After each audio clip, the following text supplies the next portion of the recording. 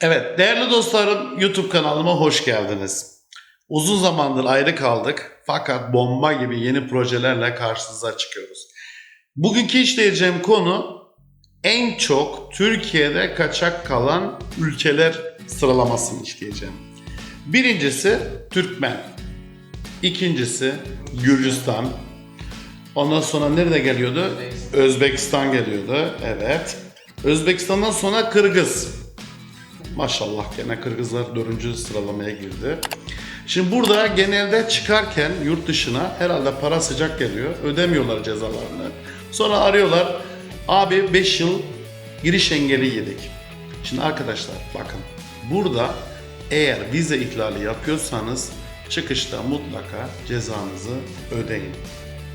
Ve ödemediğiniz zaman bir ton masrafla karşı karşıya kalıyorsunuz ve zorda kalıyorsunuz. Polisle vatandaş arasında köşe kovalamacı oynayıp duruyorsunuz. Doğru mu?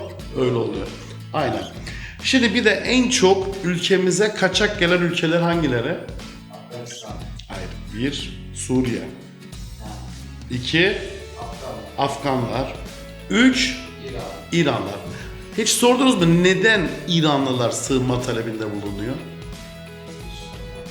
Burayı genelde, bak çok önemli bir konuya değineceğim. İranlılar genelde kaçak yollarla Türkiye'ye gelerek Avrupa'ya da kaçak gitmek istiyorlar. Yani burayı bir köprü olarak kullanıyorlar. Normal turistik olarak gelse sığınmacı olarak gidemez. Doğru mu? Doğru. Doğru. O zaman ne yapıyorlar? Illegal yollarla gelip o riske katlanıyorlar. O sıkıntıya katlanıyorlar. Ve o Türkiye'ye gelip sığınmada bulunup daha sonra Avrupa ülkesine geçmek istiyorlar. Yani temelde o yatıyor. Şimdi bir de Gürcülerde anlamadığım bir konu var. Genelde mesela Gürcü Türk kapısı sınırı yakın olduğu için çıkışta atıyorum vize ihlali yaptı 300, 400, 500 TL. Onu ödemiyor. 5 yıl giriş yasağı alıyor.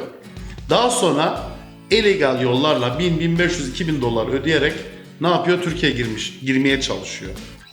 Neden böyle bir şey yaptıklarını ben daha da bugün olmuş çözemedim bu olayı.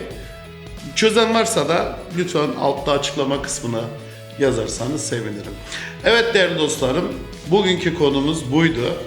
Umarım keyif almışsınızdır ve soracağınız bir takım sorular olursa lütfen alt kısımda soru olarak da bana sorabilirsiniz. Beğeni yapıp abone olmayı unutmayın. Evet, hoşça kalın, dostça kalın.